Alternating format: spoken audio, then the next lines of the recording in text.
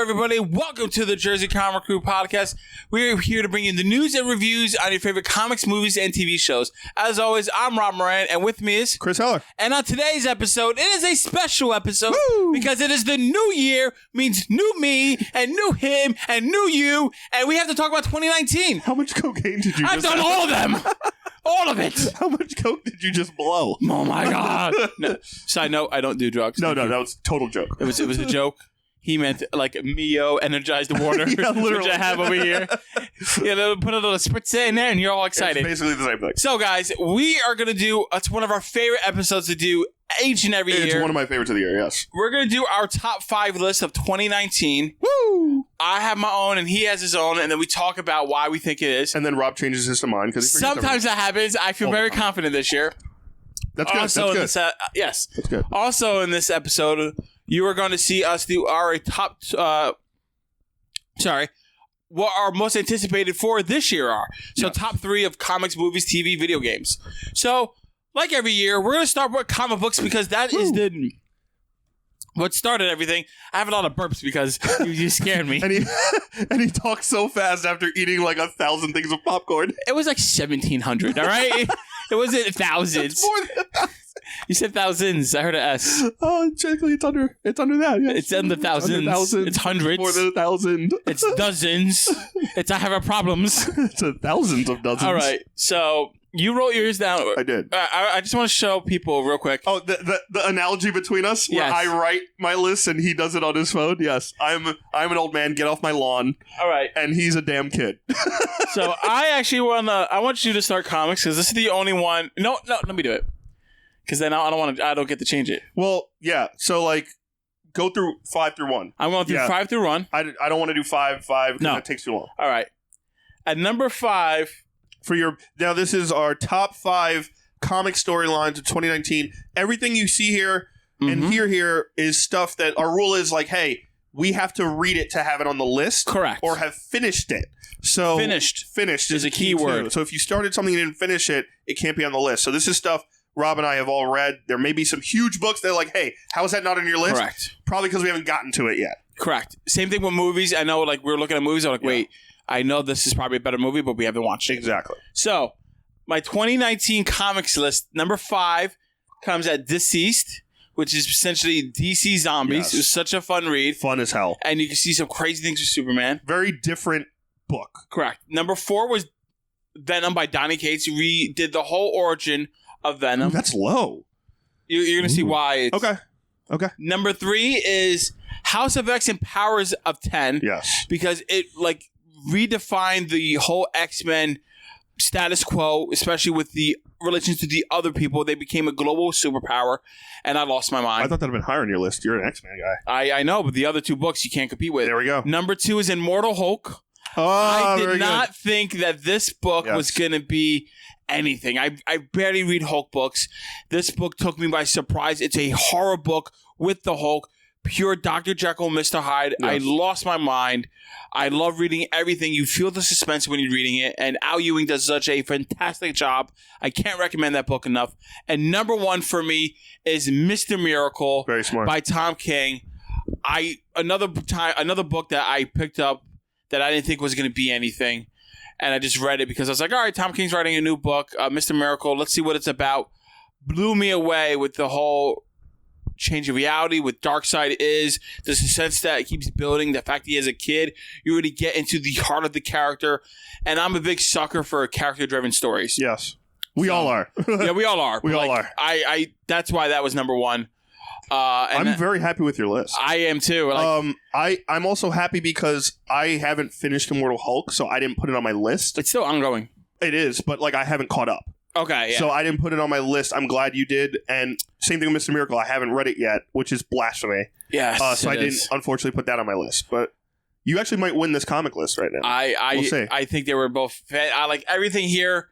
You want to read Venom and you love Spider-Man, you want to see a new Venom, you pick up Donny Cates' Venom. Yeah. X-Men, you're an X-Men fan, you haven't been reading, you jump on with this hardcover book, you go buy it at Barnes & Noble for $40, you know everything you need to know. Yes. You want a creepy, dark story, you pick up Immortal Hulk, and you see the crazy torture that goes through that monster. A great Hulk book is like, this is rare, you don't get those. Yeah, like usually it's like, oh, let's do the whole Monster Man thing, but this seems to be a lot different. DCeased, if you want a fun zombie book, you pick that up. And Mr. Miracle didn't make my top 5, but that's fine. I understand. Yeah. I think I'm forgetting Comic Arcs, which is he's going to go into. And then Mr. Miracle, if you want the best character-driven story, I think, in my opinion, that came out of all 2019, you pick up that book. Even if you don't know who they are. I'm definitely going to get the hardcover of that. I think I have the trade. I'm going to go buy the hardcover. Yeah, I'm definitely getting the hardcover of that. Like the absolute, just same thing with Vision, where like he did Vision. I haven't read Vision yet. I got to get Vision's also amazing. All right. Okay. Chris. Yes. Your top 5. I'm very excited to see. My top 5 comics. Mine was a lot of Marvel this year. Okay. Mine was all Marvel. I think Marvel had some really good shakeups. I think last year mine was mostly DC. Okay. If I recall. And Marvel kind of came back with like, all right, we need the talent. We need the creative. My number 5 is Thor. Thor was such a good one. Jason Aaron's finishing run. So like Thor, War of the Realms, King Thor, all of that combined, I think one of the greatest Thor runs I've ever read after J. Michael Straczynski's run. Okay. Years ago.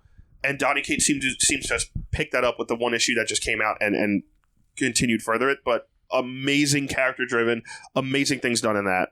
Number 4 for me, Star Wars and Darth Vader. Kind of like the Star Wars line of comics. All right, so just in general, you're putting the Star Wars line of comics. The Star Wars line of comics. I think we've talked about Star Wars so much especially you as more of a casual fan. You want to see the storylines driven out. You want to see more explanation. You want to see series type of Star Wars. Yeah. I don't think you could get better than that in the comics. Okay. I think the comics are the greatest form for like stuff we can't see anymore. We can't see young Luke and young Leia and young Han anymore. And to take those books and make it after 4, between 5, and now they're doing after Empire, all these questions and like all these connections, you can actually go back and watch the movies and it makes it better. That's really important here. Some of the Vader stuff in there is absolutely brilliant. Mm-hmm. The Vader books are phenomenal. The Star Wars books are phenomenal. Hands down, some of the best Marvel books out there. I think I read one of the Vader books. The first arc? Maybe, yeah. I really Kieran enjoyed Gillen? it. Yeah, I think Phenomenal. so. I really enjoyed it. So I definitely, but I'm like you said, I'm a casual Star Wars fan. Yeah. But I think I know, and you've told me, I'm not peeking. Peeker. I'm not peeking. I know how good these books can be. Yeah. So it's definitely good to hear that watching the movie makes it better. My number 3 could easily be 3, 2, or 1. Okay. It's the book that no one talks about, but it's one of the best books out there, Daredevil. Very good book. Daredevil good book. has been phenomenal for years. Mhm. It's always great. Every creative team that kind of hits upon Daredevil somehow makes it better, yet changes something and leaves something almost really tough and hard to overcome for the next writer, right? Like Chris Zdarsky's like, crap, I just picked this up and Daredevil's not Daredevil anymore. What do I do with this? Yeah. But it's phenomenal. It is. I see why you put that so high on your list. It is a phenomenal book. Phenomenal book, and it's a street level. It's gritty, and it's personable. Yeah. Number 2 for me is hands down Donny Cates' Venom. Yes, it's such a good book. Venom to me was always the cool yet ugly stepchild of Spider-Man. Yeah, he's like the cool guy, but like there was no depth to him. Yeah, he's like the crazy uncle that shows up at the family barbecue once a year And gets drunk. and gets drunk and fucks shit up and then goes away again, and everyone has to deal with the consequences. But Venom is now solidified as his own character. He has an origin. The Null stuff. Absolute Carnage was phenomenal. We did a whole run-up on the show about it. Oh, the fact that like the Venom symbiotes goes back to all the way to Beowulf. The Dragon Wings! Dragon Wings! Not even that. The Dragon Wings are fantastic, Amazing. but like goes back to the lore of Beowulf and how it was the Grendel, and then you had Thor's light that broke it down. It was kind of like, it was such masterpiece that added a whole new dimension to the Marvel overall universe. Yes. That added like, this is the God that was a creation before all things. Yes. And like he's there and he was locked away and now he's coming. And Donnie to be like, I'm going to take this character that people love because he's so dark and badass and break it down and reinvent it and take those chances is brilliant. And also, I think Miles is better than this book than any book when Miles shows up. Miles was great. And I'm not a Miles fan, but I think when Miles shows up in Venom, it is so much better. The depth that we get with Eddie Brock, yes, who's before, like you said, just a dumb jock, and now he's like a jarhead and this and that. We have more of weight because now he has a son. He has to deal with the consequences of being a whatever he is, an anti-hero, a villain, just a guy. He's just a guy trying to do good. Yeah. And he has to deal with his son becoming that. Have you caught up with Venom? No, I'm like a couple of issues behind. Very good issue. I think I just finished, I finished Carnage. I haven't read since Carnage. I read one issue after. You read the tie-in to Venom, like 20. Yeah, I read the tie-in. Okay, so 21 is out.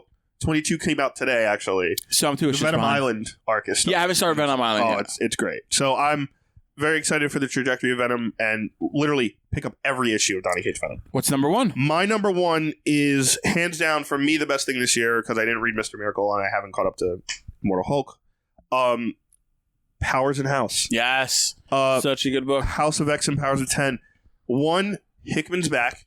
2, Hickman is a Marvel creator. Yes. Just so in case you don't know. He's one of the best Marvel writers. I might be like, oh, Hickman, that sounds like a new X-Men. Oh, what does he do? He throw hicks at people? He should be an X-Men. Yes, go ahead. Hickman took a franchise almost like kind of like Donny Cates, right? Took characters that are well established and flipped everything and created a new origin, created new directions, created new purpose, gave life to an X-Men franchise that a lot of Marvel fans were like, why are you fucking up the X-Men? Why are you kind of just not giving a shit about these amazing characters who are a pillar of your brand? Because of the Fox thing, whatever the case may be, the X-Men were going through a weird time, right? Like, we talked about it a bunch where it was like kind of ups and downs and ebb and flows, and what are they doing with this character? Still don't know what the hell's happening with Wolverine. But this mini-series trajectory into this new X-Men line is revolutionary in comics. It was so well done. So well done, so well thought out. Like, I still can't get over the fact that, like, oh, we're a superpower now. You have to respect us. Yes. Oh, we have these things that'll help you guys, but we won't give you these drugs, this money, this economics, if you don't play ball with us. And it's also not a book like where Venom's highlight is the action that goes along with the story and the fight scenes.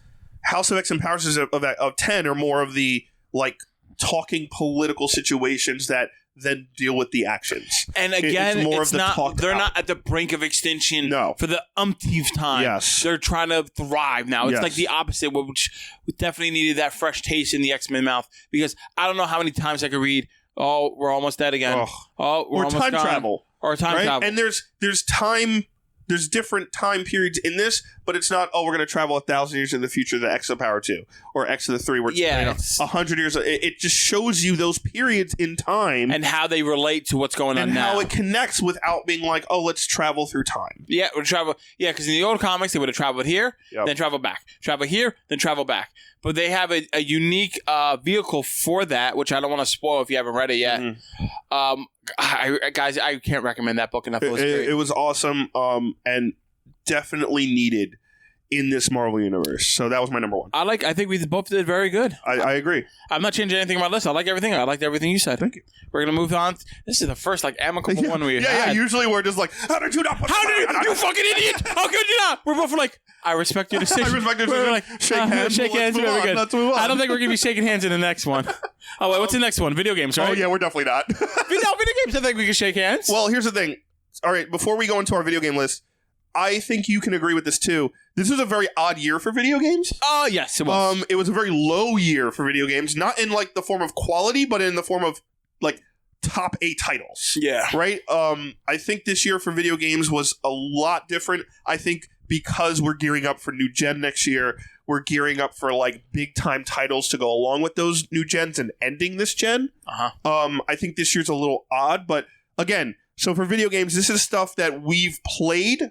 So if there's stuff that you're like, how is this game not on your list? We haven't played it. We haven't played it, or we're not into it. So that's what it is. So go ahead. All right. Number 5 for me is Mortal Kombat 11. Awesome game. Awesome game. A lot of fun. The story was really good. I really enjoyed the story. They did like the whole past meets future thing. Did they add Joker to it recently? Yes. I haven't played him yet, but I'm sure he's going to be fun. That sounds awesome. The graphics looked amazing. The graphics are amazing. Storyline's great. The fighting mechanics are fantastic. And you're a big fighter fan. I'm a big fighting game fan. I mean, who doesn't like Mortal Kombat, though? Exactly. Awesome. Number 4 is Crash Team Racing. I love Crash Team Racing. Oh, my God. It's so fun. It's hard. So hard. I don't know if I suck now or what. Heather was trying to play it. She was stuck on one level for 3 hours. Like, I don't know what the game is. It's ridiculous. You know why? Because it's an old school game that they redid, but kept that, like, this is impossible because in the old games you can't really save or do new things or update DLC. So it's like, yeah, it's just hard for the sake of hard. It makes Mario Kart look like the easiest game ever. I love Mario. I was like, wait, why can't we just have Mario Kart controls in here? What are you doing? They're like, oh, no, you have to do this. My one friend apparently is really good at it. My friend Eric, shout out. Must be playing that for a long time. And it's hard. He was racing me and... Hello? Hey, that thing sound broke. What? Nope, it's just my mind that it broke. All right, anyway. I'm like, are you on the phone? I'm not, I thought I was on the phone. I thought I was hearing static.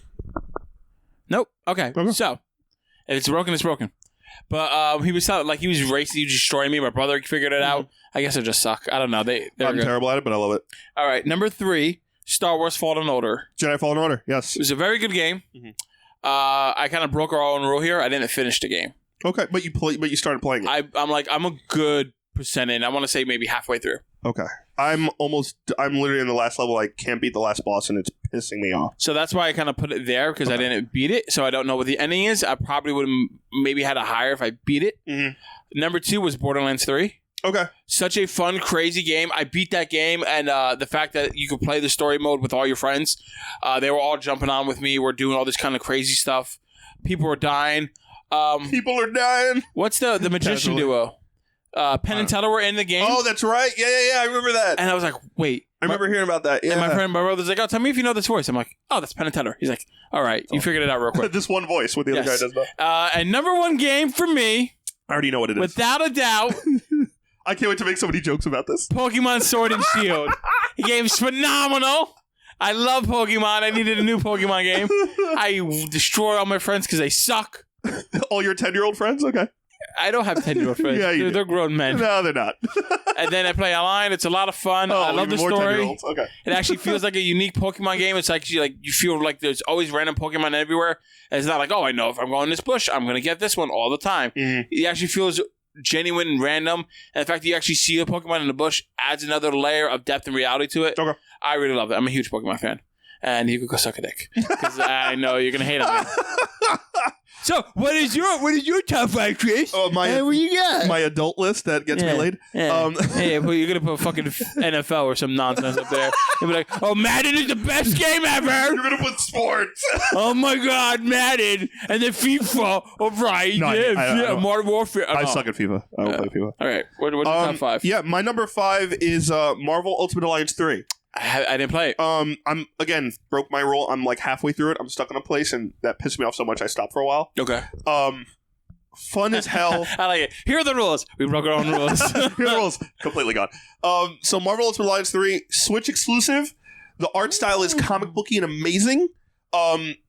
Everything about comics and the Marvel TV shows I love. All the X-Men are in their 92 like TV form. Yeah. Sentinels, you're fighting like. You're going to everywhere. You're in the Dark Dimension with like Dormammu and Strange. You're at Avengers Tower. You have to fight Ultron.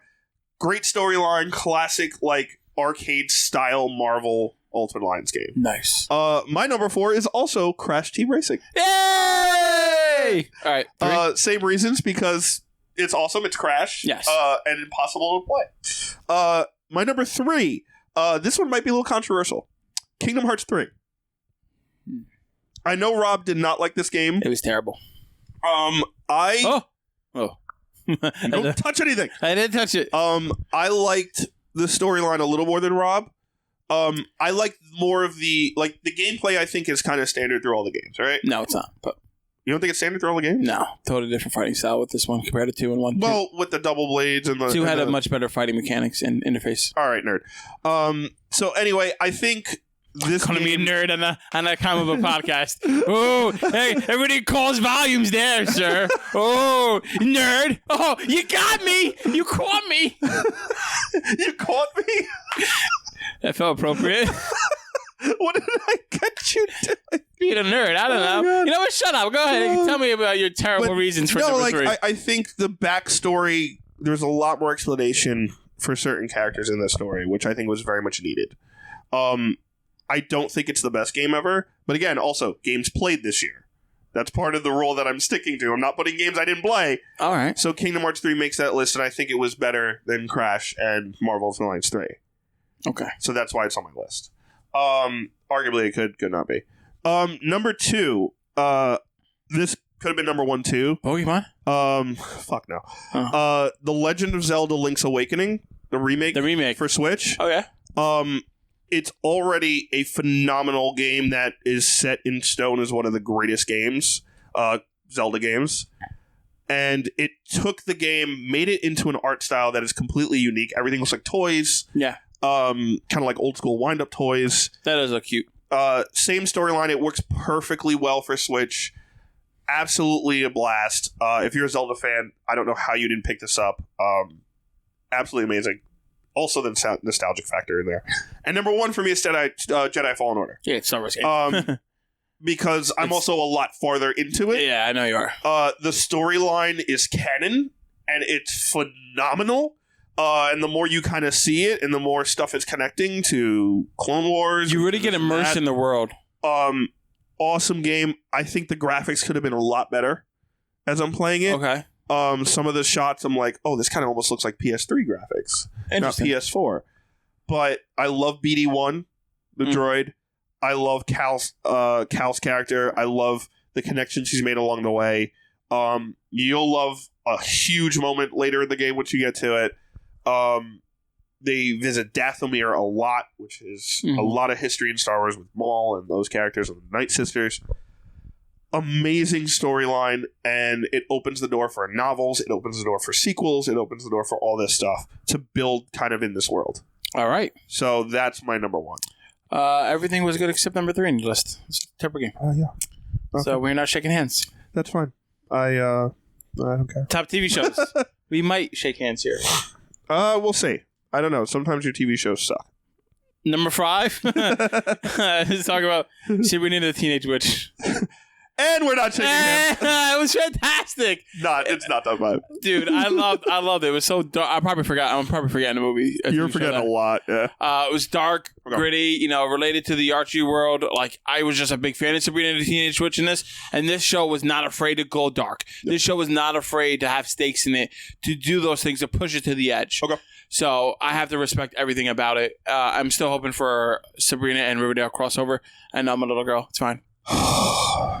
You see what I'm dealing with here? Number 4 is The Mandalorian. Okay. It made my top 5. The last 2 episodes did really good. If you want to see our episode 8 review of Mandalorian, stay tuned. It's going to come. Don't worry. But did a lot for me. It really put hope back into the Star Wars universe that I lost after Rise of Skywalker. And then... Even though it started before Rise of Skywalker. Correct. Yeah, well, so you're saying the ending. The ending and the show as a whole. Okay. Because, when I was watching the show, I was like, even killed it with it. I was it's fine. It was good. It's good, not great. The last 2 episodes really sold me on the show. I really did all that world building, really helped me out and, want to learn more about this world, learn about the Mandalorian race. And I love having Star Wars as the TV format, long form. First time ever. I think this is going to be the new direction for them. I've said that countless times on the show, and in the streets when people were in a random hobo asked me, I was like, it should be a long form TV show. He's like, I asked you for $1, I asked you sir. for $1. And I was like, well, you got some free advice. Number 3 and he hit you. was The Witcher. Okay. Witcher, fantastic show. I'm sure I don't need to tell you guys because everybody and their mother loved that show. Yeah, great show. It was always what I wanted from a sci-fi medieval magical story that I thought Game of Thrones was going to be because I didn't know anything about Game of Thrones. And I was like, oh, Game of Thrones is something completely different. This gave me all I wanted. This has the monsters. This has the magic. This has more of the fighting. Aspect. Yes, this is the world of magic and monsters and myth that I have always wanted to see. Number 2 is The Boys.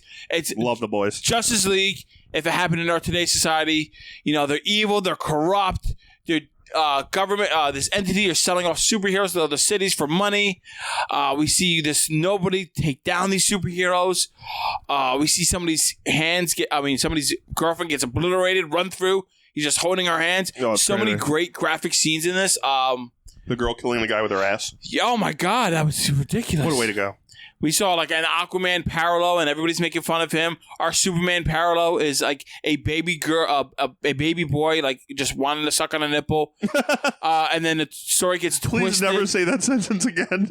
That was a good sentence. It was right? so awkward. That was a good Oh sentence. god, it was like cringeworthy. Like it is probably, if you were looking for any superhero show, like this is probably one of the ones I would recommend. It's very gritty. Yeah, I want you to watch this. Realistic gritty. Yes. And number one for me is The Watchmen. Better be. I couldn't believe how much I fell in love with this show. I read the book, I watched the movie. I liked Watchmen. I liked it a lot, but I wasn't in love with it. This show made me in love with the series, with the mythos. Doomsday Clock was good, but I didn't fall. I still liked it. Like, you know what I mean? It made me appreciate it more. But this series made me fall in love with it. The way they were, the acting was phenomenal. The way they were relating back and forth from what happened in the 40s and 50s to the early vigilante days, how it affects now. The whole cosmic entity with Dr. Manhattan and how that plays a part. Adrian Vendi? What is Adrian Veidt. Adrian Veidt. I always say his name wrong. Adrian Veidt. He does. I do. Was fantastic. What is his name? Jeremy Irons. Jeremy Irons, thank you. Did a fantastic role. One of my favorite actors in that. So yeah, that is my top 5 list. Cool. I liked 4 out of 5. That's fine. My number 5. At least my 5 was like as a 5. But like the one you didn't like was the bottom. It wasn't like in the middle. Yeah, it should be like bottom 100. All right, what's your 5? My 5 is Stranger Things Season 3. I thought it was really well done. I thought they took a different turn. I thought we saw a lot of new character development and a lot of new relationships with characters that we didn't see before. True. We saw a lot of people kind of turn the tide. We saw a lot of people kind of make it more of a mystery when you add certain aspects to it, like the Russian side. The Upside Down is still a huge mystery. I just didn't like it as much as 2 and 1. I thought it was better than 2, but not as good as 1. Nothing's good as 1. For me, like, and then like I'm thinking about like these shows. Like I enjoyed watching all these shows more than I did that. Well, to me, it's so I had like an honorable mention. Witcher is not in my top 5 list. Oh, and not because it's not good and great, but because I feel like I'm more like I just saw it, so it's more heightened. Oh, you feel like it's tainted you. I feel like it's like so for me, Witcher and Stranger Things were both 5 for a while, and I picked Stranger Things more because the storyline's a little more linear and less like all over the place. All right, so I'm really curious to see what the rest of your list is. So number 4 for me was The Boys. Okay. I absolutely love The Boys. Fantastic show. It was gritty and dark. It's not that close to the book in the form of like what it's doing. Have you but read I it? like it. Have you read the book? I've read the book. After the series? Yes. Does it spoil anything? Or is it so different that you're good? It's a little different to what we're seeing in the show, but the show's so well done. Did Umbrella Academy come out this year? Umbrella Academy came out early this year, yeah. Damn. I don't think that's top 5, though, personally. I would have changed Sabrina for that. Oh, yeah, I changed Sabrina for that. I changed Sabrina for Umbrella the Academy Bachelor. was this year. I'm an idiot! I did it again! A lot of people didn't like Umbrella Academy. And they can deal with it. I mean, I liked it. I thought there was a lot of stuff in it. I was like, why are we doing this? A lot of people that I've talked to and I've seen liked it, but I've seen their comments. All right, go ahead. But, so your 4 was Boys. My 4 is The Boys. What's 3? Great show. Same thing for all that Rob said. My 3 is Chernobyl. It was an HBO miniseries that came out this year. It was absolutely phenomenal. It, I think, just won like 2 or 3 Golden Globes. It was good. It is insanely dark, insanely heavy, because it's a real story about shit that actually happened. It's only 4 episodes or 5 episodes. Yeah, it's short. HBO did it. It's a biopic like series. It's not like a documentary. It's actually a television series. Yes, it is. It blew me away. It was very well done, very good. I didn't put it's haunting. Yes, I didn't put it on my top 5 because I don't think I could recommend that to somebody. Oh, I could. You know what I mean? For me, I'm like, all right, I could recommend recommend any of these shows. Yeah. Which Sabrina to some people, right? But like, I was like, all right, you're gonna love the show. You're gonna like it. It's gonna be great. Like, there's some crazy stuff in it. Chernobyl, it's good, but I can't. I very rarely am I gonna be like, you know what? Hey, Chris, you should watch Chernobyl. Why? I told you to watch it. I know. I told everyone to watch it because I think it's important. Not only, again, we're talking about television, right? As pop culture. Like, it's not always going to be about flights and tights. No, I know. I think a show like this is also impactful, and I think knowledge is technically the more important thing, especially with what we do. It's sharing knowledge and point of views, and I think seeing something like that still affects our planet and a lot of things that are going on now in a way that they've done amazingly well. That would have been an honorable mention for me because I was going to include honorable mentions, but I cut them because I know we don't do it really anymore. But like to me, it's number 3. All right, 2. 2 might be a little controversial for you. For me, it's Mandalorian. 2 is Mandalorian. 2 is Mandalorian for me. Really? Yes, I agree with you 100% about how episodically even keeled it was. Interesting. To me, the episode 3 and then 7. You think Mandalorian's better than The Witcher? Yes. You think Mandalorian's better than The Boys? Yes. I do. All right, why? I think The Boys is really good. The Boys is very predictable. Yeah, but it has a better story. I think, linear story, the stories are completely different. I don't know if you could compare storylines like that. Like, I can't. It's kind of our job. No, but like, I can compare like Chernobyl to like The Boys, or like I didn't do my list based on like, let me compare the story and what's better. Like, to me, it's everything. It's story, it's characterization, it's visuals, it's like understanding. Like, again, I love Witcher. I'm not saying I don't. I'm just saying The Witcher for me is, one, it's a property I know nothing about, right? So, like, automatically I'm coming in and I'm trying to figure shit out. So that's already kind of, like, unfortunately a little biased, right? Because it's tough to get over that hump. And Star Wars, you already have such an expansive knowledge and a love for. And yes. So no matter what, like, even if it's here, but your love, you put it here and it's starting up here. Not even that. I think with Mandalorian, I think for me, it's how it ended and the possibilities of the future. I'm more excited for this than I am for, like, The Boys Season 2, which I kind of know what's going to happen. Or, you know, like... I have no idea. Witcher Season 2, which we have to wait another year for. So, like, it's not even going to be possible this year. So, like, for me, Mandalorian, I'm like, oh my god, this ended this way. And, again, which we talked about with, like, the Darksaber and stuff and how it connects to, like, Rebels and Clone Wars. To me, that is way more exciting because of those things that I really like. Yeah, because you have such a love for it. And again, this is my list, so fuck you. Yeah, it's fine. So, so I think... You're allowed to put that up there. Yeah, Sabrina. So I think that aspect of it and the way it ended, besides, like, the visuals and besides, you know, like, the characterization that kind of, like, grew with me. And Baby Yoda's fucking awesome. If you would have just said because of Baby Yoda, I would have accepted everything. Well, I just did. No, but you were saying because of the story and all this and that. It's all because of your personal bias because you love Star Wars. That's not true. I can't see that being better than The Boys. That's because The Boys is brand new. Okay. And we've never seen, like, the epic of The Boys. There's a lot of stuff in The Boys that can be cut out. There's a lot of the stuff in Mandalorian you could cut out. I don't think so, because I think it all circles back. Like, even those episodes that aren't as good, like Episode 5... Episode 4, there's a lot of stuff that, like, comes back full circle because it's like, oh, I'm meeting these characters, or I'm dealing with these characters that now have a big part at the end of this series and the end of this run. Okay. And also, it's the first time, like, we've ever seen live action Star Wars, which I think is huge for, like, not only just TV but the industry and streaming in the future. Again, I'm not saying that I love The Boys; it's on my list.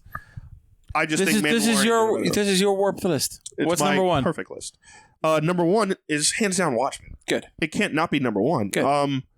Like, Watchmen to me is the greatest TV show in not only just this year. What happens when she eats the egg? I don't know. And I don't care if I learned that or not. Like, that's a part of it. I don't even need a season 2. If they don't make a season 2, I'm okay.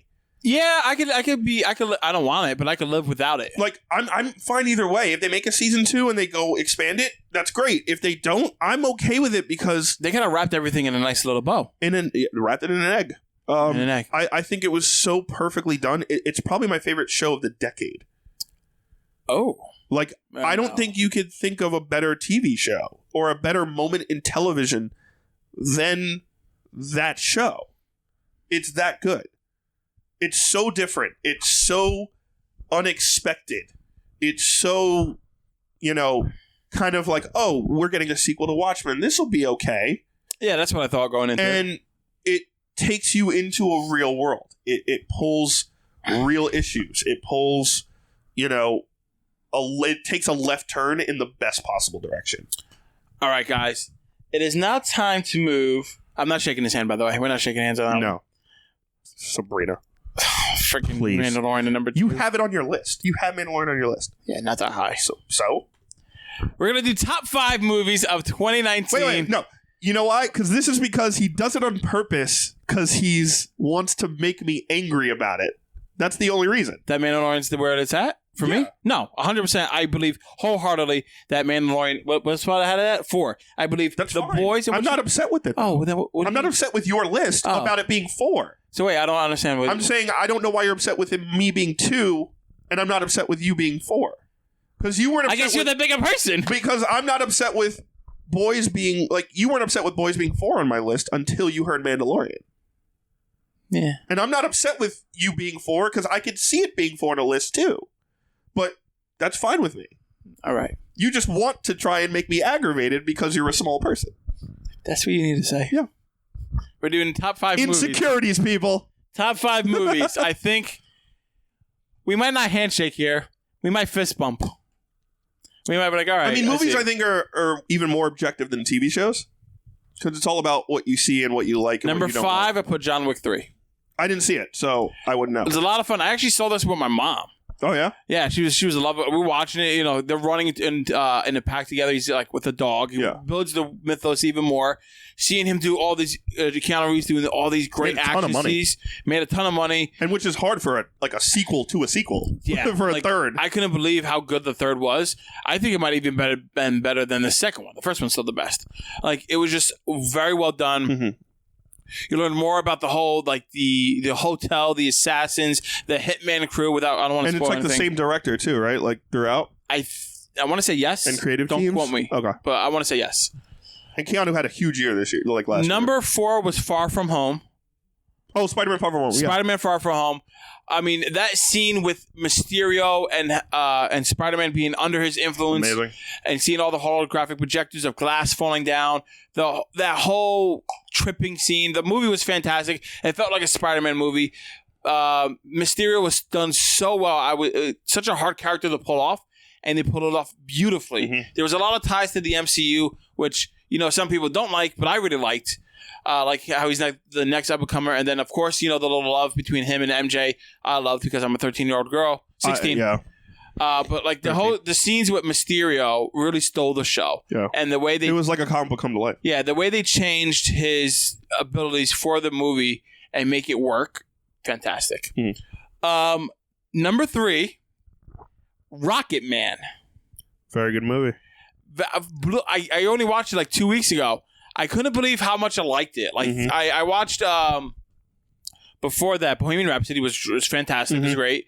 But I watched Rocket Man, and they weren't afraid to go dark. They especially because Elton John's so alive and like he co-signed everything. Yeah, Integrity Everything was actually doing all the singing. He was and he was good. He was good, and there were certain scenes where you're like, holy shit, he looks like Elton from afar. He does. Like in those shots where it's like spinning. The spinning. I was like, holy shit, it looks just like him. And in all the outfits, it was great. And then like you see times where like when he's getting drunk, like he's in a restaurant with his mom and like the mom's, I guess, husband now. Yeah. And he's drunk. He goes to the bathroom, comes out, and his best friend there. Like he just lost a week of time and he's in the same place. He doesn't know what he's doing. Yeah.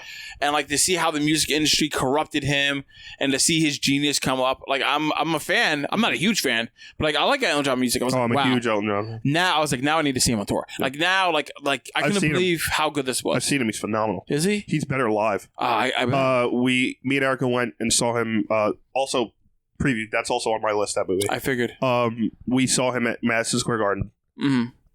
We went a couple years ago. It was one of the best concerts I've ever been to, and I'm a huge Elton John fan in general. So I like going into the movie. I knew all the songs. I knew everything. But how good was it? Like they did the scene where like he pretty much ODs and they're like dragging him through the hospital, and then he goes right back on stage because that's what he has to do because he's a performer. Yes, I think because I like Bohemian Rhapsody, but because it didn't go dark or like. Do other points it was a fluff piece. It was a fluff piece. This was like a darker, real look, and Elton was on board with it. I couldn't believe this was on my top 5. I was like, oh, this is one of the best movies of the year. All right, number 2, Avengers Endgame. Okay, now I know what 2 and 1 is for you. Yeah. Avengers Endgame, phenomenal what it does for everything. You see Thanos coming down. I've cried so many times throughout that movie. I Am Iron Man. The snap. Yes. I don't need to tell you about this movie. You all know about this freaking movie. And you watched our review, right? And you watched our review. If right? you didn't, go watch it. Or at least go back and comment it because we need that. Thanks. But it was fantastic. Wink and gun. Ugh. I'll do a double one. Ugh. Little Shooter McGavin. And number one for me is The Joker. Yes. I think it's for me, it's the best made movie this year. And I'm not just saying that because I'm a huge Batman fan. I'm not just saying that because I was a Joker fan. Going into this movie, I thought I was going to like it. Mm-hmm. When I was sitting down on the list, I was writing it, and I couldn't believe that I had to put this above Avengers Endgame for me. Yeah. This movie, Avengers Endgame, it's the end to a 10-year movies, 28 movies, 10 years of movies, 28 movies. Mm-hmm. You need to watch a lot of those movies before you go into this one. Yeah. Joker, you could just go into this. Joaquin Phoenix physical acting gave me chills. I still watch that movie and I get disturbed. Yeah. I watch this movie and I can't believe the storyline that goes into it. And you're questioning everything. Even at the end, I'm like, is that even really the Joker? Or is that just the inspiration for the Joker? Yeah, you could have called this movie. You didn't have to name it Joker, no, and it still would have been the same. The emotional distress that they've done, the writing on this, the score is so underplayed here. Mm-hmm. The way that it carries you through the emotions here, I thought it was fantastic. The way they explained the laughing and the big smiles, thought was brilliant. I think the movie is just pure brilliance. Yeah. All right. Cool. My movie list now. My number 5 is Rocket Man. How dare you? No, that's I only saw this movie a couple weeks ago, actually. At first, watching it, I liked it. I didn't think it was going to make my list. I wasn't a big fan initially of kind of the musical aspect throughout of it. What do you mean? So there's a lot of this movie where instead of just acting out scenes, they just start going into the Elton John songs and they use throughout the movie, and they use it to tell the story. I like that. But after watching it, the more I thought about it, it was a lot better to me because it was different. Yes. It was not the same as everything else. And again, I'm a huge Elton John fan. I know all the songs. I've seen them live. I thought each song made sense during the storytelling, and it kind of gives you a kind of inside depth of how the song became a reality. I thought Taron Egerton was amazing. Oh, I couldn't believe it. I thought he was just as good as Rami Malek playing Freddie. I just thought they didn't do as much with Freddie in Bohemian Rhapsody. Rami Malek was singing though. No, he wasn't. That's why I have to. But that's the thing. But that's the thing too. In my opinion, Freddie Mercury is the greatest male voice of all time. I don't think you can compete with that voice. I think that's fair. I think it's completely different. I don't think there's a human alive who could do a Freddie Mercury voice. It's that insane. And there's also medical reasons behind that too, because of his teeth. But really? Yeah. I didn't know that. He has Freddie had 2 extra lateral incisor teeth, which created more volume in his mouth so he could hold more air. So when he sang, he had he almost had that's why he could hold those Deo notes for ever. Deo! Yeah, and Freddie had an advantage, but amazing. But anyway, the Elton John stuff, I think it's a little more, you're able to copy the voice, even though he's also a very unique talent. Yes. Think of that time of rock and roll, it was the 60s and 70s, where it's Beatles, Beach Boys, Rolling Stones, AC/DC, all this hard rock playing. This guy's on a piano. You know what I mean? And going nuts. So I thought it was a phenomenal movie. How great was that scene when he goes, sorry, real quick. Yeah. That he goes to the piano teacher and she's playing what was it? I think it was Beethoven, whatever. The one everybody knows. Yes. And then he's like, "Oh, did you play her song?" He's like, "No, I didn't think I have to." He's like, "Well, do it." And then he does the whole thing. He's like, "Why'd you stop?" He's like, "That's where you stop." That's where you stop. And I was like, he's a genius. And you realize oh, he can tell exactly what you're doing based on just muscle memory and listening. mind. Yeah. Amazing. All right, 4. Number 4, even though it's so fucking long, The Irishman is so good. You finally watched it. I watched it. And I actually, it wasn't on my list until I had time to watch it because this episode got delayed. I watched it. It's extremely long, but it's, again, a true story. It's documented. Did you watch it all in one go? Yes. Good. And I wasn't the one who was going to, because Erica, if anyone knows Erica, she'll fall asleep through anything. And I was like, hey, we can stop here. We're about an hour and a half in. And I was like, hey, this is kind of like the full movie. It's kind of 2 movies in one. Do you want to stop? She's like, no, let's keep going. I was like, all right. If you start falling asleep, I'm going to stop it, though. She was awake through the whole thing. It's good. Pesci was phenomenal. De Niro was phenomenal. Pesci was so good. Pacino was phenomenal. I thought he was good. I don't think it was phenomenal. I don't know. Maybe I thought he was phenomenal, but his character's annoying as fuck. Maybe that's what it was. That's what it's supposed to be. Yeah. But De Niro, like, the de-aging process was a little weird for me because he kind of, even when he was young, like if you've seen Taxi Driver or Raging Bull, he still always looks like 60, 70. He's like, my thing for this, like, I love the movie. Don't get me wrong. I liked it a lot. I think I would have rather, because I felt like a lot of things got shortened and put into the short.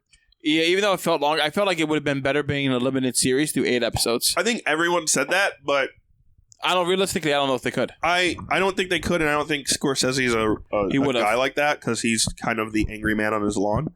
I think, but this movie like was a biopic of this really dark time in politics, really dark time in, you know, government corruption with the mob and all this stuff.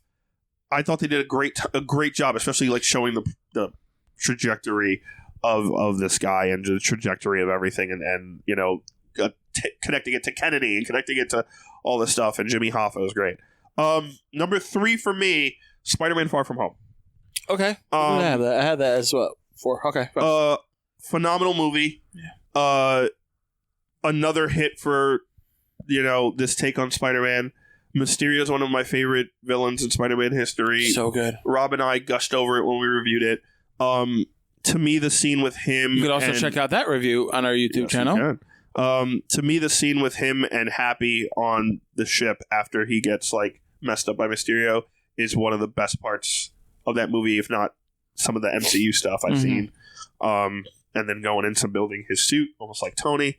Heart-wrenching, beautiful movie, and just badass. Oh, very good. And my 2 and 1. They're flipped, right? You're going to know they're flipped. 2 is Joker. And the reason is, I think people can agree too, and, you know, same way they can agree with your list. I love Joker. By the way, I'm 100% fine with it. I understand. Yeah, and I'm fine with that too, because to me, it was really hard to go back and forth. Oh my God, I couldn't believe it. It was really tough. And the reason I went with Joker 2 and Endgame 1 is Joker is so amazingly well done, and you take this one person who just won a Golden Globe he did. for his acting performance as Arthur, and you take this lore and you take a character that the whole time I was like, we don't need this movie. Yeah, we don't need this movie. That was the biggest thing you were saying before the movie. I don't want to know Joker's origin. I don't want to know, but it didn't really connect to the DC universe. It was kind of like its own thing. So that made it almost perfect. I mean, to be fair, like I said before, like you're still not even sure if that's really Joker. Exactly. I loved the ending with the smile. Wow, that was so good. I loved the scene in the alleyway, how it connected to the Waynes.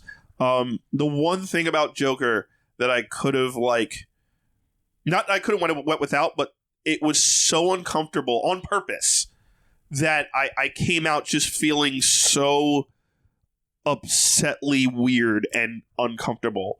Yeah, like I was so uncomfortable with myself, meaning they did their job so well. Yes. But for me, why Endgame is first is that reason. I cried. Yes. I cheered. Yes. I screamed out loud. Yes. I saw Captain America pick up Thor's hammer. God, how great was it when he picked up his hammer? I saw him fight Thanos one-on-one, and so good. To me, one of the best moments I've ever seen in film is I get choked up thinking about it, is Cap with his broken shield getting up and strapping it onto his like half broken arm, and Thanos and his army and the Black Order are all coming at him like thousands, and he's still willing to fight by himself. And then you have the on your left moment. On your left. And it's just like I got chills right now. I can't. Oh, he does. The multiplying, and he's losing control. I'll never listen to that song again. And so like that, it's electrifying. And that moment alone, I think solidified Endgame for me. The culmination of 10 years of brilliance, the culmination of 10 years of love, and not even nostalgia, just growing up with these characters. Tony Stark's journey. Cap's journey, and Cap getting Peggy at the end and having his life. Absolutely, like, to me, I will pay for anything that makes me feel something in a positive way. And that, to me, is why that's one, and Joker's two, because as much as I love Joker and I think it's a brilliant masterpiece of cinema, You hear that, Scorsese? Cinema. I think I would go the extra mile for something that touches me like positively and deeply and profoundly, and that to me was Endgame. I can shake your hand on that list. I think we've reached an agreement. We started out shaking hands and we ended shaking hands. All right. Wow. We started out shaking hands. We ended shaking hands. You motherfuckers. You motherfucker. The other one's very Irishman of you. You fucking asshole. Little do you know, it's my father. Well, I thought De Niro was amazing. Like, he was so good. That character trajectory was awesome. All right, guys. Now we're going to do our top 3 for 2020. Wait, before. Before we go. Before we do top 2020. Again, 2019 is significant not only because of our list stuff and, like, it's also the end of a decade. Okay. So, it is, yeah. So is there anything as far as, like, hey, decade-wise that you want to add to, like, say, like, hey, these movies, this TV show, video games. This define the decade? Define the decade for you personally, like significantly for you. Again, these are lists. These are objective. Like me and Rob are going to argue about lists, but it doesn't matter, right? Because it's all about what you think and what touches you the best. For me, decade movie was Avengers. Endgame? No, first one. Came out this decade. Oh, like, so the first Avengers, like setting off. First time seeing them all together, yeah. Yeah. I never thought I would see that. For video game. I mean, that's tough, man. Because you're going back to like PS3, Xbox 360. I'm really trying to think. I mean, I could just default to be like, oh yeah, Overwatch, because I played that hundreds of hours with all my friends. But then you could also be like, oh, arguably Fortnite because it did the most amount of money. No, I don't play. I like Fortnite, but not enough to call it my game of the decade. 2010 to I'm just gonna default to Overwatch. I think the amount that I play is an unhealthy amount with my friends. I still can't believe how it is. Like how we're still playing it, and I still like have fun playing it. TV. When did The Office come out? 07? 05? It's not The Office. Yeah, Office was before. Wow, that's how old The Office is. Oh man. God, I love The Office. Is it Rick and Morty? That's a defining one. That defined the everybody lost their mind when Rick and Morty came out. Lost their that might be. What else came out? Breaking Bad came out this decade. That's one of probably the best TV shows of the decade. I love Breaking Bad. I don't love it as other people. I watched a lot of TV. Me too. I think I'm going to say Rick and Morty just because of what it did. Just what it did to the pop culture sphere. Yeah. And how like there were years between seasons and it still dominated the pop culture atmosphere and how everybody at college is still go freaking out about it. Yeah. And comics? Comics. Like there's so many good ones. There's so many good ones, but like this decade is really the decade that I really gave into my all, like comics, like really got my deep dive into it. Because like before that, like I was 2010 is like we started college, right? Well, I did. You were 2010. I was a sophomore. Yeah, I'm 1 year old. So yeah, so like that's when like my oh my god, 10 years, Jesus. Yeah. Oh my god, I'm old. Yeah. That's when we met at the rec center. We met at the rec center. Yeah, 10 years ago.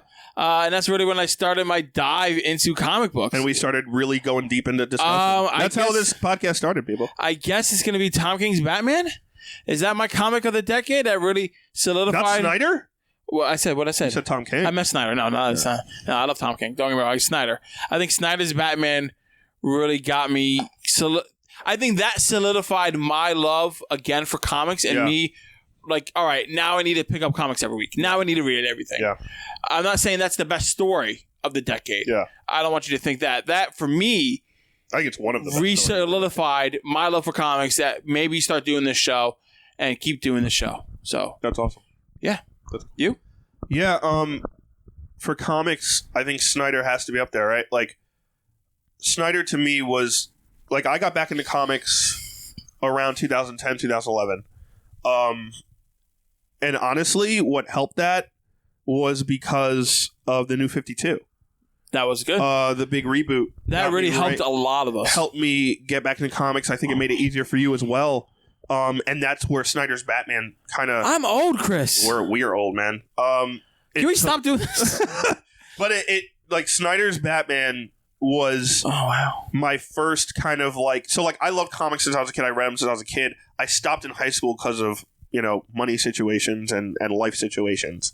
And in college, once I kind of moved out and was on my own and was able to, work more and make more money, and I'm solidified, I started getting back into comics, and the New 52 just like magic, like a comic book. New Perfect. 52 happened in line with me being ready to get back into it. And from that, I was able to... Snyder's Batman reignited a love. Yes. As well as Jeff Johns' Justice League with Jim Lee. It was good, but not that wasn't like not the as good as moment. Not as good as Batman. But Snyder's Batman run reignited this love of comics, and getting back into DC, and then a year later back into Marvel, and just growing, and now I'm insane. But that love started to manifest, and me talking about it more. And talking to Rob about it, and now we do a podcast because of it, and Rob and us discussing stupid, crazy theories for hours in a rec center while we were making, $6 an hour. Oh my God! Yeah. Moving furniture that were 400 pounds and lifting weights and doing shit and painting and fixing things and handing out equipment. I was a lot more in shape back then. And I was a lot less in shape back then. Huh. I was scrawny when I started. Because that was when I just healed up. I broke my ankle my senior year of high school. That I weighed probably close. I'm not going to say my weight because now I'm just really sad. now I just feel really sad. I was working out a lot more back then, and then I was doing all that stuff. We had the gym free then. Yeah, so I was always doing it, and then I started dating Heather. Yeah, wow. Oh my God, it hasn't been 10 years. Technically, no, it's 9. And so February. Dude, this is what's crazy? I've been dating Erica for now in 3 different decades. We started in 2009. 3 separate decades. When's the marriage, Chris? Isn't that crazy? Anyway, so so my video games, I think for me, the last 10 years of video games, there's been a lot. Yeah. Kingdom Hearts. No, that came out before. No, that was like 2000. That started way before. Yeah. Okay. I think God of War is one of the best games ever made. Ooh. That came out 2 years ago. Not only redefined a series, it gave you a story that you usually only see in television, right? Like the family-oriented, like something that we really haven't seen in gaming to that extent. I remember playing God of War 2. And you get to have sex with the hooker? Yes. It was almost like your Grand Theft Auto. I was like, yeah. Well, in the first one, he wakes up in bed with like 3 chicks. It's fantastic. But the God of War for PS4, the redone one, is... I still can't believe my parents let me play that. And then now they look back at it. That game was amazing. Definitely not kid-friendly. I would also go with, the Switch is pretty revolutionary in the way that you play games. Yeah. Which is crazy because they combined. They did it perfectly. I can say that's the console of the 10 years of the decade. Probably, yeah. The Switch, the way you could take it with you, and it's the same. I think the Wii actually. Oh well, no, 2005 was the Wii. Oh, then Switch. Yeah. So Wii Switch, I think Wii U's terrible. But the Switch definitely defined it. But yeah, God of War. Trying to think of other games. I mean, everyone loves Smash, but I'm kind of over Smash. We're running out of time, Chris. I would say also, since I'm such a PS4 guy, Last of Us, another major different style of game. Like, how many games have like zombies or like post-apocalyptic games? All of them. The Last of Us changed the formula for that. And Uncharted, I love Uncharted. So for video games, TV, it's hard to pick a show. I know. I'm going to say like streaming services in general. All right. I'm going to go with the change of television and from TV to streaming. From cable to now we have the streaming wars and Disney Plus now, and right at the end of the decade. And, it went from console wars to streaming wars. Yeah. And Netflix kind of changing its whole model, Hulu changing up, Amazon kicking it up a notch with better stuff. Now they're getting ready for Lord of the Rings this decade. Boys came out. Jack Ryan came out. I think streaming in general is something that this decade really upped. Cable is really surviving on like live sports right now. Yeah. And that's Hulu's starting to get that too. So like that's going to be interesting. Movies, it has to be Marvel. The Marvel Cinematic Universe. It has to be Marvel. Marvel, I think, was phenomenal in film this decade. There are certain other films I thought were absolutely like outstanding. As far as like your Oscar-worthy films, But I think Marvel in total changed the way we do world building. It set the precedent for, having a vision. And again, point A to point B, how you get to it. Black Panther is revolutionary. Yeah. Guardians was amazing for a product that was garbage. They started obviously in 2008 with Iron Man, but it still holds up through that line. And Tony Stark to where he gets that snap. Amazing stuff. All right, guys. Before we end the show, we're going to go over quickly our top 3 of 2020. 2020! We each have a list, but this is less competitive. This is more collaborative. Video games. What do you have for video games? Top 3. Top 3.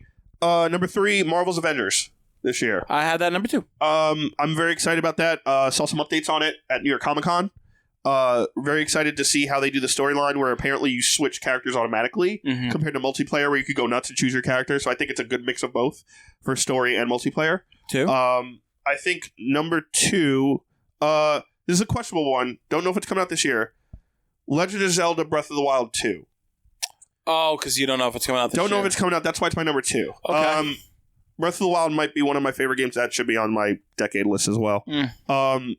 One of the greatest Zelda games to revolutionize the game, the characters, everything. If the sequel comes out this year, I think it's going to be the best game of the year. And number 1 is Last of Us 2. I cannot wait for Last of Us 2.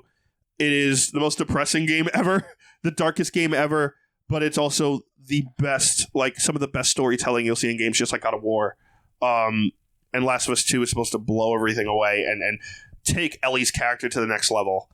Which I'm very excited for. For me, my number 3 is Gods and Monsters. I really want to play that game. That's like the Greek god, like cartoony style. Creed mixed with like almost like God of War, but in the Zelda art style that Ubisoft is building. I'm very excited for that. I think that's going to be a lot of fun. Yeah. Number 2 is Marvel's Avengers.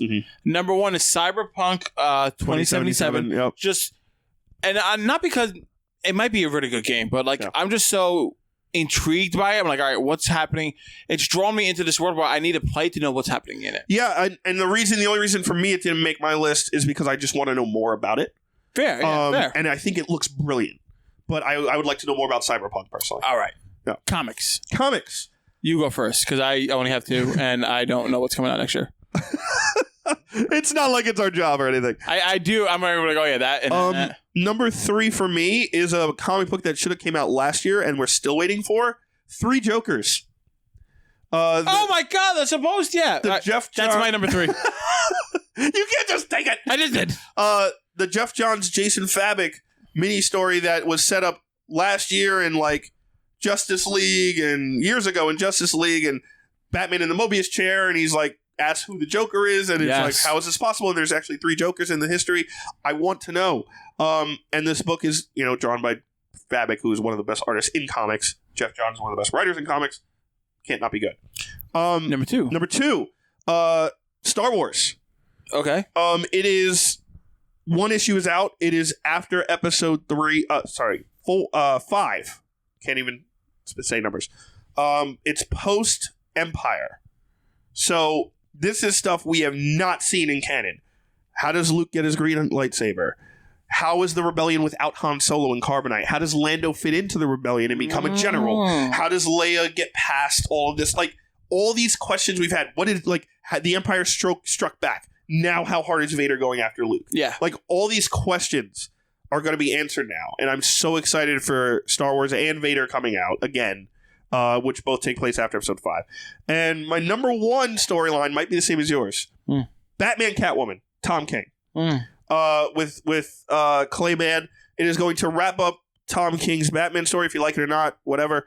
But this is going to bring the Phantasm into continuity, if you are a fan of the animated series. And it's going to have some type of hiccup with Batman and Catwoman's relationship. It's going to be a love triangle with Batman and detective stuff and the Phantasm. What is there not to look forward to with this book? And Clayman's doing the art, who's like one of the best artists. So, my new top 3. Number 3. Wait. Can you just tell everyone what you had on there? No. Is that bad? Yeah. He's like, I would like to see more of Daredevil. I am very interested in the Thor book. Thor is also amazing. It's not bad. I'm going to put 3. I'm changing it. 3 is going to be the Empire storyline. the Imperial or the Marvel murder mystery book. After Incoming, yes. After Incoming, somebody dies. Yes. And then there's a whole murder mystery, like all of the Marvel Universe are teaming up to try to find it. I love murder mystery, so I really want to know what's going on. My worry about that book is that it's going to be a flub of an event. I think it's going to be a flub. I think it's going to fail miserably because I think the premise is great, but my worry is like, it's the Kree and the Skrulls teaming up against Earth instead of fighting against each other, and I'm just like, I don't know. It sounds about like this. you're setting up Captain Marvel. Yeah, and Star, the new character, and all this stuff. All right, so we'll see. But again, it could be amazing. We don't know. Number 2 now. What was it? What was 2? 2 was that. Oh, what was 3? I had nothing for 3. I was making you go first, and I'll figure it out. Shame. Shame. Number 2 is Strange Tales. Oh, yes. The Adam Strange book from Tom King. Just because I've seen what you did with Mr. Miracle. Yeah. That was number 1 last year. That's a very good one. I have to see where you're going to do with this one. I pre-ordered Strange Tales already because there's no way I'm not getting that after what he's done. And number 1 now is Batman Catwoman. I can't wait to see that romance come alive. 13-year-old girl, man. I can't wait to see Pat Dazza come back. And the artwork. And the artwork's going to be crazy. And I love it. I forgot that was coming out next year. Oh, man. I don't know how I forgot. Now. Yeah. Oh, my God. I can't wait for the love. Oh, also, I'd like to add Game of Thrones to my last decade thing of TV, along with streaming. HBO itself. All right. You're a joke. Moving on to... That's what I try every day. If I laugh in the mirror, I don't cry. Oh my God! It's depressing! Let's talk about TV. Yes. You want me to go first? I know, I'm going first. Okay, go for it. Well, now my number 3's changed because of new news. WandaVision is my number 3 because that's coming out this year, 2020 now. Probably in December because they're terrible. But it's going to be the same, and it's going to relate so much to the other... I think it's going to be the beginning of the catalyst to the next Marvel event because it connects with Loki, it connects with Doctor Strange, it connects with everybody. I think mutants are going to come back through this. They could do so much in this show that like the possibilities are endless. So I need to know, like Tom King's vision. Exactly. So yes, they could. Where am I? 2. Number 2 is BoJack Horseman. Okay, I know you love that show. I love that show. The last season really left off on a very dark note. Yep. His daughter's starting to figure out that BoJack Horseman did all these terrible things, and like all of his darkness is about to come to light. He just went through rehab. Like, we thought he was going to get better, and now... This is a cartoon? Jesus Christ. Oh, it's dark, man. It's fantastic. Fuck. It makes me feel better about my life. Number 1... Depressive thoughts for 500, Alex. Is the ending of the Arrowverse, the Crisis on Infinite Earths event. Ooh, that's I want to tough. see how that ends. Mm-hmm. I don't think it necessarily is going to be the best, but I'm looking forward to that because I want to know what happens. Can I, before we do my list, too, can I say something about that? Yeah. I'm very upset that didn't make my top 5 TV list of 2019. Oh, yeah. I'm very upset about it. And the same way as I'm upset about Rise of Skywalker not making my movie list. Yeah, there's a very upsetting thing. Like, those are, like, in pop culture, which is what we specialize in. Didn't Game of Thrones end this year? Yeah, Game of Thrones ended this year. That didn't make my list of TV shows either. You know what I mean? Like, burn, Jedi, burn. How the mighty have fallen. Do it. But, like, I think... I looked pretty creepy there. I saw myself for a quick second. There. I'm sorry. But like, they have these properties that, like, 2019 kind of shat the bed on, you know? Like, especially Crisis. Like, the year before, both of us had the Elseworlds crossover, like, high on the list of how well they did. To be fair, last year, we saw the whole event. This year, we didn't finish the event. True. So... I can't put that on my top 5 because it's not over yet. Yeah. And like they have so much left to do. Mm-hmm. They could turn it around. That's why I'm really excited for it. All right, go ahead. So for me, number 3 for TV is Rick and Morty. Yes. We had 5 episodes at the end of 2019. They were fucking brilliant. Yeah. The toilet episode is so good. I only saw 1 episode. Don't spoil anything. Anyway, you need to catch up. Yeah. But they're on a break now because they were like, hey, these are done while we're making these. Enjoy. And you can talk about these for a while. I'm so excited for the rest of season 4 of Rick and Morty. Or is it 3? 4. I'm so excited for the rest of it. Sure, 3 or 4. Yeah, 3 or 4. They've done... Already it came back and everyone was worried about, like, it's been so long. Like, is it going to be the same? They've exceeded expectations. You have to catch up. We have to talk about it. Good. Very excited for next year. Number 2 is kind of a cheat. Well, no, sorry. Number 1's kind of a cheat. Number 2 for me personally, Star Trek Picard. Hey, you never even watched Star You Trek. have garbage in my house. Whoa. In First your of all, we're apartment. in my house. You're bringing garbage in your apartment? Star Trek Picard, I'm so excited for. One of the best, like, if not the best Star Trek show is Next Generation. Picard is the best captain. It's Patrick Stewart, who is an amazing actor, coming back to a role that, coming back to a role that is defined, like, the definition of his career, along with Professor X. I cannot wait for this show. It starts at the end of January. Can't wait. What's number 1? Number 1 is kind of a cheat for me. Because I couldn't decide. So for me, it's Disney Plus. For me, it's like, honestly, like, I'm sorry, like, old meme, relax. Very old meme. Very, very old I'm meme. bringing it back. For me, it's like, I don't know. Again, I think part of it's because we haven't seen trailers. That's why I put it like that, because we haven't seen really trailers for anything. We This is expectations. I get it. Expectations. Like you want to know what's going to happen. Exactly. Like between Cap, Winter Soldier, and Falcon, between WandaVision, Loki, and Mandalorian Season 2, like, it's kind of like, in my mind, I'm like, holy shit, I want all of this at the same time. If I had to pick, I'd probably be between WandaVision and Mandalorian Season 2 as, like, my biggest for that streaming service, right? Like, I think that's fair enough to say. Because what you said, WandaVision connecting all the stuff and what we saw at the end of Mandalorian, how that's going to traject into that.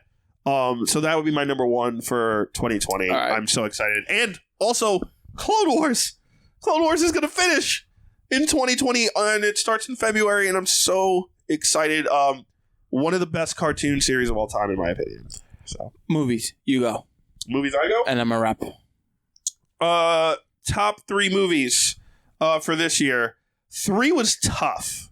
I can't wait for you to I have an honorable mention I want to throw out there. All right. Top Gun Maverick. Can't wait.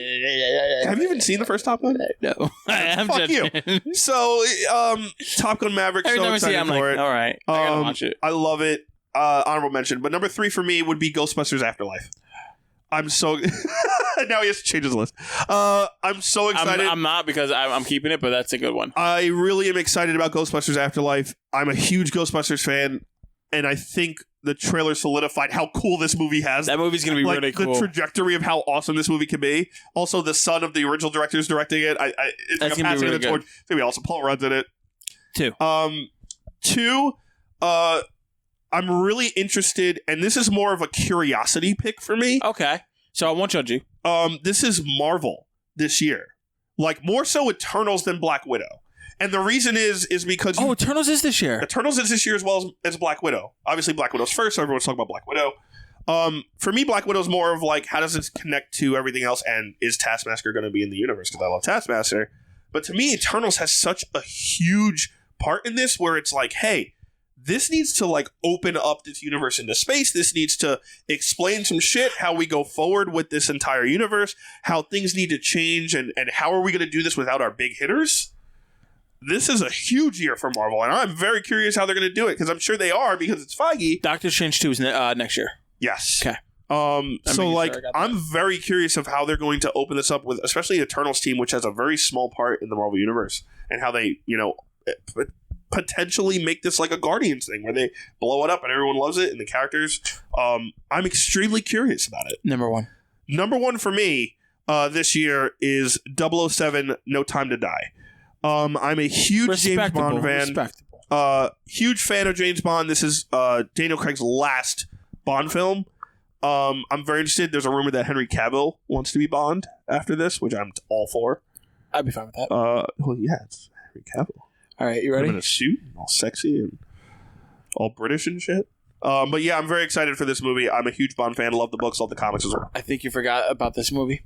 I don't know if I did. Number 3, Bill and Ted Face the Music. I didn't forget. I can't wait for that stupid movie to come out. I think it's going to be a dumpster fire. I think it's going to be. I think it's going to be such a fun time. I love watching the other ones. Yeah. So I was like, this is definitely the movie I wanted to see. For me, the Marvel movies I didn't really care about. I haven't seen Turtle for a trailer for Eternals. So No, we're not going to see that for a while. yeah, so like my interest in that is very low. Black Widow is going to be cool, but I was like, I want to see Bill and Ted Face the Music. I want to see how they're going to make this relevant. And we're in a Keanu Reeves renaissance. We are in a we'll Keanu see. Renaissance. So yeah. We are. So I want to see what's going to happen. To me, this is going to be like the third Back to the Future where it's like, all right, we get it. My number 2, I want to say Ghostbusters now, but I'm keeping mine. It's Onward, the Disney animated movie where like it's like these magical creatures are in like current world. And, like, yes. They're like in a like they've culminate they're in restaurants. They're like it's like regular world to them. The guy gets a stat from his father. It's like starts going up. Tom Holland and Chris Pratt are doing the voices of the main two. I just think it's a cool concept. I mean, I'm a sucker for magic and animation. I love that stuff. So it's like, all right, it's probably going to be great. I don't know if it's going to make me tear up and cry like I did with Coco, but I think it's going to be a very good, phenomenal. Yes, I think it's going to be a very good movie with a very unique premise that I think I'm going to enjoy. Awesome. Number 1, I'm very proud about this one. He's going to suck. You want to take a guess? I don't know. Take a guess. Ghostbusters? No. Scoob. Oh, I can't wait for that freaking movie. I forgot that movie existed. I can't wait for the Scooby-Doo movie where we see him as a little boy. Oh, where forever. Really? Number 1? I am so hyped for that movie. You have no idea. The day it comes out, I'm going to go opening day. I'm going to drag whoever I can to go see it. I'll watch it by myself if I have to. It looks so fun. I love Scooby-Doo. That's going to be I'm going to cry during that movie. It's going to be a great, okay movie. You watch your dirty mouth. It's going to be a great, okay movie. It's going to be better than any movie. It's going to be nostalgia. It's going to be really nostalgic. It's going to be character driven. It's going to be heartwarming, and it's going to be an okay plot. Like it's going to be a great, okay movie, and it's going to make a ton of money because it's Scooby Doo, and every generation loves Scooby and has their version of Scooby. So yeah, it'll be awesome. I can't wait. Good for you. So good for you. Rob picked stupid movies. Good for you. So is there anything, before we wrap this up, is there anything you're looking forward to this decade or you think might happen in this decade that might be a prediction for these genres? Like in any of these, kind of like what we did with 19, but looking forward. Because, again, like think of how much happened in the last decade. VR games might be bigger. I was thinking that too. Now, here's the thing that could get me into it. Give me a Pokemon VR game where I could hold a Pokeball and throw it and see a monster in front of me. People will quit their jobs. That's what I want. People just go. You want to get me to go nuts about Pokemon? It'll be ready. Let it be real. I'm waiting for Let it be fucking real. It's gonna be Ready Player One, where we go into the virtual world and you can make money on that. That's what we're gonna do. We're gonna be like Pikachu, Charmander, Squirtle, Mewtwo. You're gonna wake up. But I think that would be awesome for VR. That probably really hurt your ears. Mikey's gonna have to fix that in editing. Yeah. But like, I think for video games, I think next gen is gonna kind of set the stage for like speed and load times. It's gonna be load time. I think speed and everything else and graphics are where they're gonna be. I don't know. I think graphics are gonna be up. I think graphics are gonna be up. I think somehow every gen has better graphics. And I think that obviously goes with the new processors, but I think it's going to be speed and VR for video games. And obviously, like, new storylines of games and stuff we fall in love with, sequels and shit like that. But I think for TV, it's going to be interesting to see how fast cable dies. It's going to be interesting. Or see how it could compete. Curious. Because you know what's going to happen? Everything is going to, like, NBC is about to have a streaming service, like all these normal networks. What if you get TV? You pay for TV, but you get the streaming apps through your cable provider. What if they cut? What if they're the middleman? They're already doing that though. So like Verizon, if you sign up for Verizon Fios, you get Disney Plus for free for a year.